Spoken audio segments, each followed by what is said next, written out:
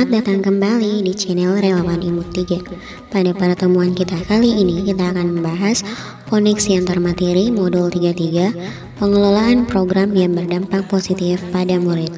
Instruksi penugasan pada tugas kita kali ini yaitu menjawab beberapa pertanyaan pemantik, dimulai dari pertanyaan pemantik yang pertama, bagaimana perasaan Anda setelah mempelajari modul ini?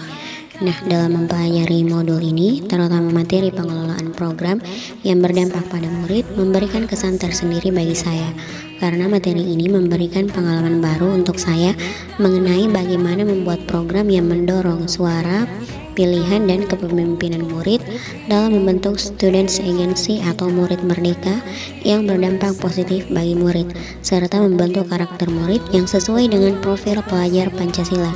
Dalam modul ini juga memberikan pemahaman bagi saya mengenai pentingnya keterlibatan murid secara aktif untuk menentukan kesepakatan mengenai hal-hal apa saja yang murid ingin lakukan.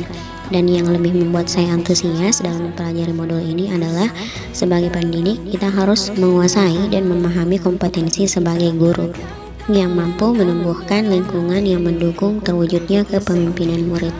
Selanjutnya kita beralih ke intisari modul 33. Yang pertama yaitu students agency, merupakan kemampuan murid untuk mengarahkan pembelajaran mereka sendiri, membuat pilihan-pilihan, menyuarakan opini, mengajukan pertanyaan, dan mengungkapkan rasa ingin tahu, berpartisipasi dan berkontribusi pada komunitas belajar, mengkomunikasikan pemahaman mereka kepada orang lain, dan melakukan tindakan nyata sebagai proses belajarnya. Sampai sekarang, students agency belum memiliki padanan kata yang tepat di Indonesia.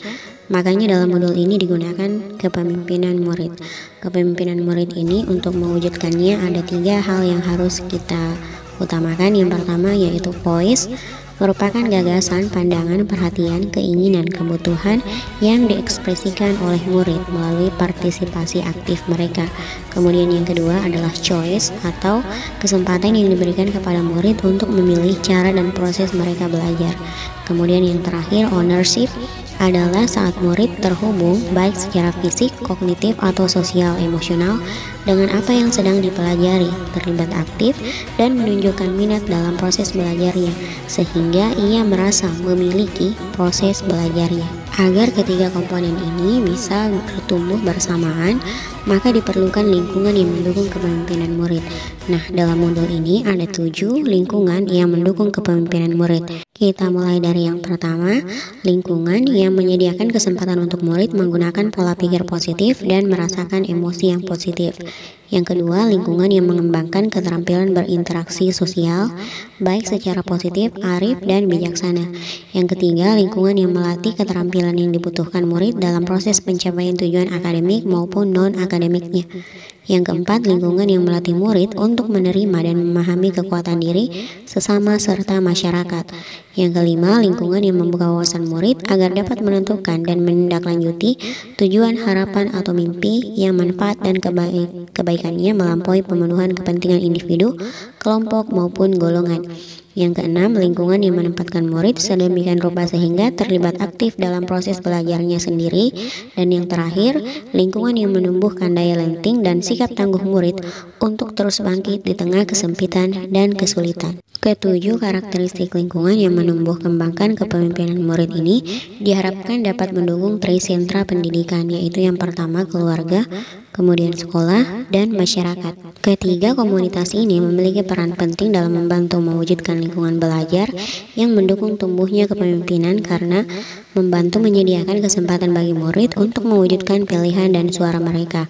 Yang kedua, membantu murid untuk belajar melihat dan merasakan dampak dari pilihan dan suara yang dibuatnya. Yang ketiga, membantu membentuk identitas diri dan efikasi diri murid yang lebih kuat. Dan yang terakhir, membantu murid untuk dapat tumbuh menjadi agen perubahan yang dapat memberikan kontribusi yang berarti terhadap diri sendiri, orang lain, masyarakat, serta lingkungan sekitarnya. Nah, kita lanjut ke pertanyaan pemantik selanjutnya. Bagaimana keterkaitan modul 33 ini dengan modul-modul sebelumnya, mulai dari modul 11 sampai modul 332. Nah, kita perhatikan di sini kuncinya adalah maksud pendidikan itu adalah menuntun segala kekuatan kodrat yang ada pada anak-anak agar mereka dapat mencapai keselamatan dan kebahagiaan yang setinggi-tingginya baik sebagai manusia maupun sebagai anggota masyarakat. Jika kita mencermati kalimat ini, maka sesungguhnya semua modul terkait dengan satu kalimat ini. Nah, untuk lebih jelasnya, mari kita bahas satu persatu. Kaitan dengan modul 11. Nah, modul 11 ini adalah filosofi pendidikan Ki Hajar Dewantara. Menurut beliau, peran guru adalah menuntun segala kodrat yang ada pada murid sehingga mereka bisa selamat dan bahagia sebagai individu dan masyarakat. Sehingga dalam mengelola program yang berdampak pada murid, haruslah menitik beratkan pada keterlibatan murid dan berorientasi pengembangan potensi atau kodrat anak dalam mengembangkan keterampilan-keterampilan atau kepemimpinan dalam diri mereka sehingga bisa selamat dan bahagia dan bisa bermanfaat untuk mereka baik sebagai individu. Sehingga dapat disimpulkan bahwa sebagai pemimpin pembelajaran, hendaknya pengelolaan program sekolah harus berdampak positif bagi murid. Hal ini bertujuan untuk merawat dan menuntun tumbuh kembang murid sesuai dengan kodrat alam dan kodrat zamannya. Nah, kita lanjut ke modul 12. Modul 12 ini mengenai nilai dan peran guru penggerak. Modul ini menitik beratkan pada dasar nilai atau pedoman seorang guru dalam pengelolaan program yang berdampak pada murid. Nilai-nilai mandiri, reflektif, kolaboratif, inovatif, dan berpihak pada murid merupakan nilai-nilai yang harus dipedomani dalam menyusun program yang berdampak pada murid. Selain itu, guru penggerak tidak hanya berkutat atau berperan sebagai pemimpin dalam pembelajaran di kelas, namun memiliki tanggung jawab sebagai pemimpin dalam hal pengelolaan program yang berdampak pada murid di sekolah. Dalam mengaplikasikan program sekolah yang berdampak bagi murid, guru penggerak memiliki peran yang sangat penting untuk dapat tergerak, bergerak, dan menggerakkan, serta berpartisipasi aktif dalam organisasi profesi dan komunitas sekolah untuk menunjang terlaksananya program sekolah yang berdampak positif pada murid.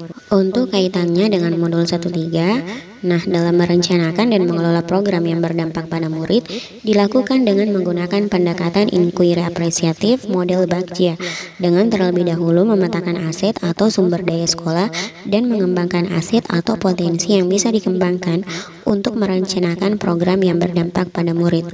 Untuk mewujudkan pengelolaan program yang berdampak pada murid, hendaknya selaras dengan visi guru penggerak, yaitu bagaimana menciptakan lingkungan belajar yang berpihak pada murid dan menjalankan rencana program sekolah melalui dukungan pemangku kepentingan dalam mendukung ekosistem pada program pembelajaran yang berpihak pada murid.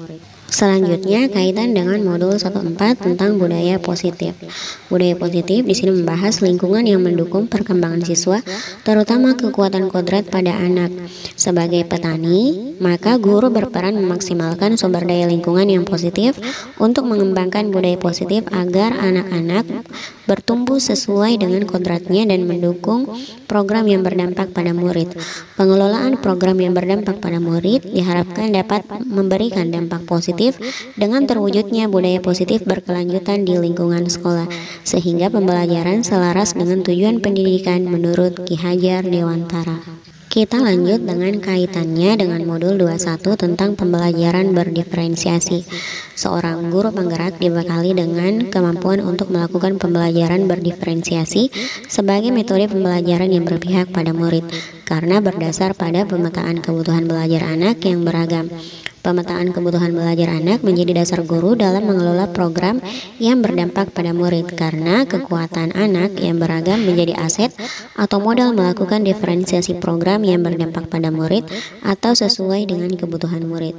Pengelolaan program yang berdampak pada murid diharapkan dapat memberikan dampak positif dengan terwujudnya budaya positif berkelanjutan di lingkungan sekolah, sehingga pembelajaran selaras dengan tujuan pendidikan menurut Ki Hajar Dewantara. Selanjutnya, keterkaitan dengan modul 22. Di modul 22 ini, seorang guru penggerak dibekali pengetahuan bagaimana mencapai tujuan pendidikan yang mengantarkan anak-anak mencapai kebahagiaan dan keselamatan dengan mengembangkan aspek sosial emosional pada diri anak.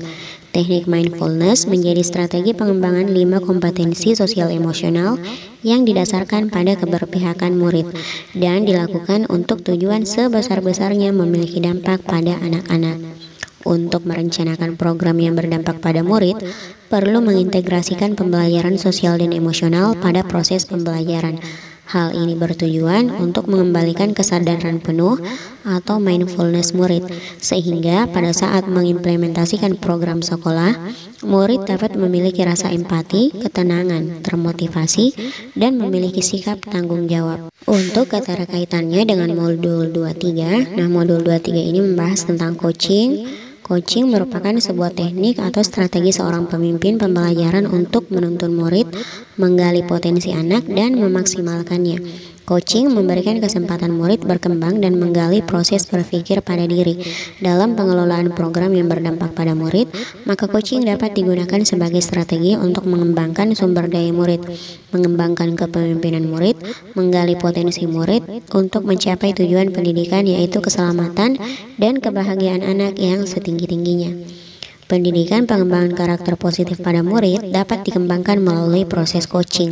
Hal ini dilakukan sebagai langkah untuk menggali potensi dan melejitkan kinerja murid untuk dapat menemukan solusi atas permasalahan yang dihadapi pada saat menjalankan program yang berdampak positif pada murid. Maka dari itu, sikap kreatif, inovatif, dan sikap kritis murid sangat diperlukan. Selanjutnya kita beralih ke modul 31. Pemimpin pembelajaran merupakan orang-orang yang mau melakukan perubahan ke arah yang positif dan senang berkolaborasi, sehingga pada prosesnya sebagai pemimpin pembelajaran akan mendapatkan permasalahan-permasalahan seperti dilema etika maupun bujukan moral. Maka, agar pada saat mengambil keputusan yang bermanfaat bagi orang sekitar, perlu memperhatikan 3 prinsip berpikir, 4 paradigma pengambilan keputusan, dan 9 langkah pengujian dalam pengambilan keputusan sebagai pemimpin pembelajaran. Seorang guru dibekali dengan pengetahuan bagaimana mengambil keputusan. Keputusan yang diambil harus dengan alasan keberpihakan pada murid. Dasar, prinsip, serta paradigma atau nilai dalam pengambilan keputusan hendaknya bisa mendukung dan tetap dipegang teguh dalam mengambil keputusan, terutama yang berhubungan dengan dilema etika dalam pengelolaan program yang berdampak pada murid. Selanjutnya modul 32. Modul 32 membahas tentang pengelolaan sumber daya, di mana seorang pemimpin harus mulai melakukan pemetaan aset-aset yang ada di sekolah, apa yang dimiliki untuk dimanfaatkan, sehingga paradigma berpikir haruslah melihat segala sesuatu dengan sisi yang positif atau berbasis aset. Dengan berfokus pada apa yang kita miliki, berfokus pada aset, maka pengelolaan program yang berdampak pada murid dapat terencana dengan berjalan lancar dengan baik. Kaitan antara pemetaan sumber daya dengan perencanaan program sekolah yang berdampak pada murid. Nah, di sini dengan mengetahui sumber daya yang ada di sekolah, maka sebagai pemimpin, guru harus bisa memetakan 7 aset atau modal utama dalam sekolah tersebut dan mengidentifikasi sumber daya yang potensial untuk dikembangkan menjadi sebuah program yang berdampak pada murid, sehingga program bertumpu pada pemetaan dan pengelolaan ketujuh aset sekolah atau sumber daya tersebut untuk kepentingan dan keberpihakan pada murid. Maka seorang pemimpin pembelajaran harus bisa mengelola aset yang ada dengan pendekatan positif agar bisa memanfaatkan aset yang ada untuk kepentingan pembelajaran yang berkualitas dan mengelola program yang berdampak pada murid sehingga bisa mewujudkan murid yang selamat dan bahagia. Dan yang terakhir, kita melangkah ke kesimpulan dari semua modul dan refleksi terhadap program yang berdampak positif pada murid. Menurut saya, program atau kegiatan sekolah pada pengelolaan program tersebut harus melalui perencanaan yang matang dan diselenggarakan berdasarkan kebutuhan murid sesuai dengan karakteristik lingkungan, melalui pemetaan sumber daya atau aset sebagai kekuatan atau potensi. Perencanaan ini dapat dilakukan melalui pendekatan atau model Bagja, sehingga program-program tersebut dapat menumbuhkan kepemimpinan murid yang akan dikembangkan dan melibatkan murid dalam mendorong suara, pilihan, dan kepemimpinannya untuk mencapai sebuah kesepakatan. Pengelolaan program sekolah harus berdampak positif bagi murid melalui perencanaan yang matang dan memetakan sumber daya yang ada di sekolah sebelum mengambil keputusan secara bersama-sama mengenai program apa yang akan berdampak pada murid.